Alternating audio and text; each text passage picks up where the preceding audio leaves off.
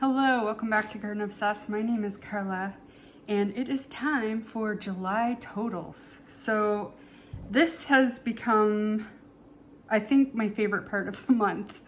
And finally in July, we're seeing, some substantial harvests starting to come in. August will be a lot busier. By far, our busiest month is probably going to be September because that's when all of the tomatoes come in.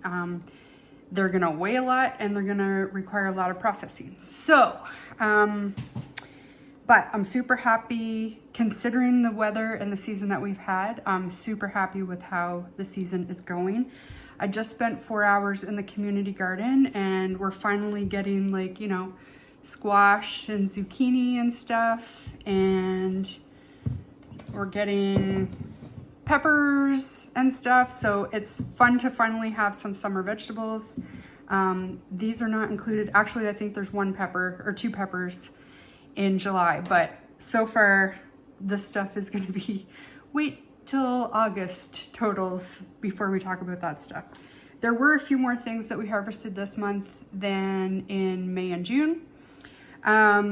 I'm not going to go into as much detail as the previous videos because I think it'll be boring, and as we start to have more items, it's going to take a lot longer. But I will tell you, I'm using the same prices of the stuff that I've used in the past, and to find prices, I've looked, in our local grocery stores, at our farmers market, at our local market, for seasonal pricing. So I have noticed peas are expensive this year. Everything else is probably pretty standard and typical. But yeah, so what did we harvest in July? So we harvested garlic scapes. On the low end, I think that was worth $10. On the high end, it was $12.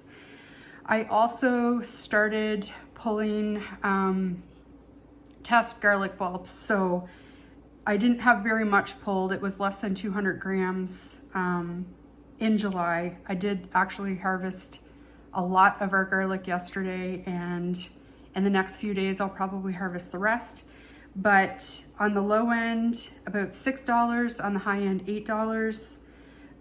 Cherry tomatoes, I could only find one price. That came to $5.08. The peas, we harvested well over 1.5 pounds.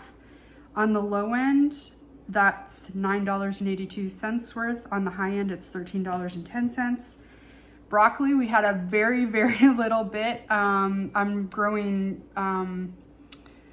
sprouting broccoli at home this year, and I actually harvested my first full head in at the community garden today. So it's only like 10 to 17 cents, but it is what it is. That's fine. There will be lots more. For greens, that was mostly lettuce, and maybe there was a little bit of kale and spinach in there. Over 1.5 pounds. So on the low end, that's $10.76. On the high end, that's $26.44. Now that's for like an organic mixed greens, which is how we grow our vegetables. So that's quite the difference right there. Herbs was also quite substantial. I couldn't really find an organic versus non-organic price. The general price seemed to be like a small bundle, which was around 30 grams. And that came to $26.45 for the amount of herbs that I harvested so far. For broad beans, we had our first little taste of broad beans. We put them in a salad. I do have some more picked that I'm going to try in a stir fry. I'm kind of surprised. I mean, I've never grown them before, so I don't know how productive they are.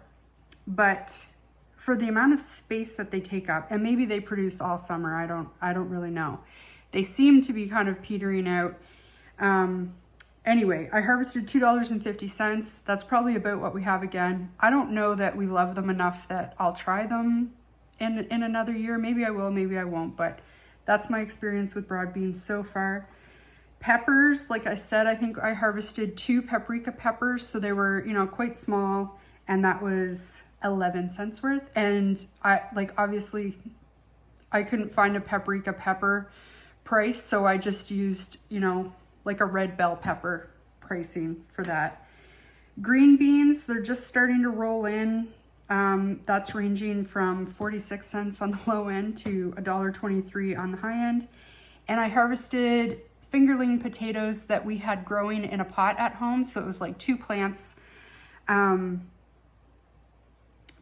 potatoes is another thing I can't really find pricing on. So I use pricing for new potatoes, which is something that's common right now. And on the low end, that was $4.14. On the high end, it was $8.28. So total amount dollar-wise for July, on the low end, like non-organic, conventionally grown, $75.42. And organically, we're over $100 at $103.36. So that's starting to make a substantial impact in our monthly grocery budget. So super happy with that. For totals weight-wise, the total amount of produce that we brought into the house this month was just under 4 kilograms. It was 3,824 grams, which is just under 8.5 pounds. So that's also pretty impressive, I think.